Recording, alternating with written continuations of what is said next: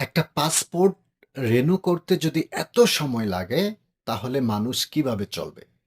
আমি যখন অনেকের কাছে জিজ্ঞেস করেছি যে ভাই পাসপোর্টের মেয়াদ চলে গেলে এটা রিনিউ করতে কতদিন সময় লাগে, তখন সবাই একই কথা বলতো যে ভাই ২-২.৫ মাস, সর্বোচ্চ ৩ মাসের মধ্যেই রিনিউ হয়ে চলে আসে। কিন্তু দুঃখের বিষয় হলো যে আমি এই পাসপোর্টটা জমা দিয়েছিলাম, আমার পুরনো পাসপোর্টের মেয়াদ শেষ হয়েছিল ২০২৪ সালের ১৬ই অক্টোবর।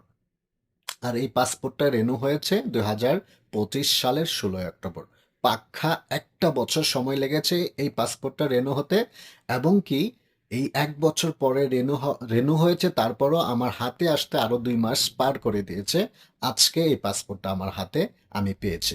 তাই প্রবাসী ভাইদেরকে বলবো যে আপনাদের পাসপোর্টের মেয়াদ শেষ হয়ে গেলে সাথে সাথে জমা দিয়ে দিবেন। না হলে এই যে ১ বছর যদি লেগে যায়, আপনি যদি দেশে যাওয়ার প্ল্যান করেন, এই পাসপোর্টের জন্য কিন্তু আপনি যেতে পারবেন না। আপনার যাওয়ার জন্য অনেক লেট হয়ে যাবে। তাই শেষ হওয়ার সাথে সাথেই জমা দিয়ে দিবেন। দুঃখজনক এটা যে একটা পাসপোর্ট রিনিউ করতে ১ বছরেরও সময় বেশি লাগে, যেগুলো অনেক গুরুত্বপূর্ণ।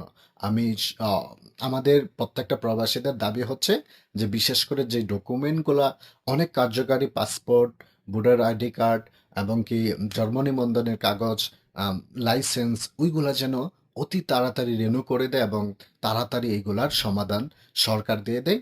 এই আবেদন আমরা সবাই জানাই। ভালো থাকবেন, সুস্থ থাকবেন, ভিডিওটা শেয়ার করে দেবেন। আল্লাহ হাফেজ।